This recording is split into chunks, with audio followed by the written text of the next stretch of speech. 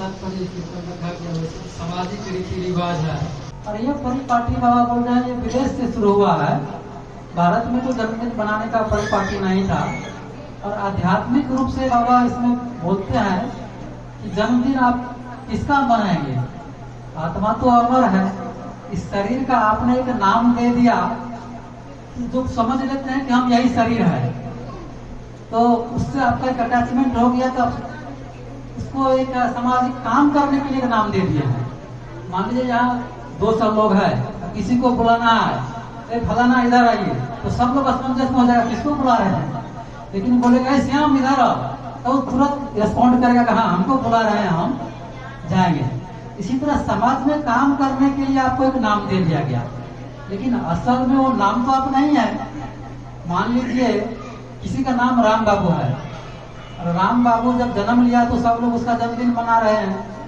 और एक दिन जब राम बाबू को जाना भी है, जब शरीर छोड़ देंगे इस दुनिया से, तो लोग क्या बोलते हैं, उस शरीर को भला से नहला धुला के सबके सामने रख देते हैं, कपड़ा दे देते हैं, बोलते हैं आज राम बाबू हम लोग के बीच में नहीं रहे। लेकिन वो शरीर तो सबके सामने लेटा हुआ है, उसको कपड़ा से आप ढक दिया, लेकिन शरीर तो लेटा हुआ है ना। तो फिर किसको बोल रहे हैं कि राम बाबू आज हम लोग के बीच में नहीं रहे। इसका मतलब उस शरीर में जो अंदर में एक शक्ति थी, जो शक्ति शरीर से बाहर निकल गया, उसका नाम आपने दे दिया था राम बाबू। शरीर का तो कोई नाम ही नहीं है। अब मेरा 5 नाम हो गया। मैं जब परिवार में हम भी जन्म लिए थे, गांव में एक नाम दे दिया, उसके बाद स्कूल गए तो दूसरा नाम पड़ गया, क्योंकि घरेलू नाम सबका अलग होता है, पिंटू चिंटू बाबू कुछ नहीं बोल देते हैं। स्कूल में दूसरा नाम हो गया। उसी से पढ़ाई लिखाई करते करते मान लीजिए हमने 25 साल पढ़ाई लिखाई किया, वही नाम चला। फिर मन हुआ कि नहीं हम आनंद मार्ग का काम करेंगे, तो मैं ट्रेनिंग सेंटर चला गया। अब जैसे ही मैं ट्रेनिंग सेंटर गया तो मेरा नाम वो लोग बदल दिए। अब तो हमारा वो पूरा संस्कार खत्म हो गया, बोला वो आदमी मर गया, अब तुम्हारा नया जन्म हो गया, अब इसलिए तुम्हारा नया नाम हो रहा है। तो 30 साल का हम तो आदमी वही थे, लेकिन बोला नहीं अब तुम्हारा वो पूरा खत्म हो गया, अब तुम्हारा नया नाम नया शरीर हो गया। तो वहाँ हमारा नाम दे दिया हरीश।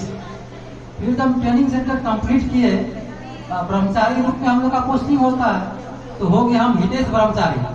तो हितेश ब्रह्मचारी के रूप में हम जहाँ जहाँ दीक्षा दिए, अभी भी हमको मिलते हैं डीएमएस में, तो हमको बोलते हैं हितेश ब्रह्मचारी कैसे है, तो हमको अभी भी हितेश ब्रह्मचारी के नाम से जानते हैं कि उनके लिए हम हितेश ही है।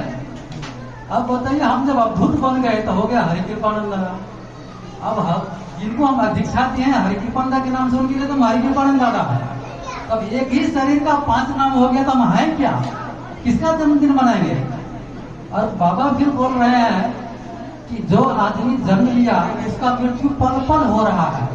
कोई बच्चा को मान लीजिए आपने 6 महीना के उम्र में देखा, वही बच्चा यदि 40 साल के बाद आपको मिले तो आप उसको पहचान पाएंगे क्या, नहीं पहचान पाएंगे। उसका पूरा रंग रूप सब कुछ बदल गया, वो बच्चा वही आदमी नहीं रहा।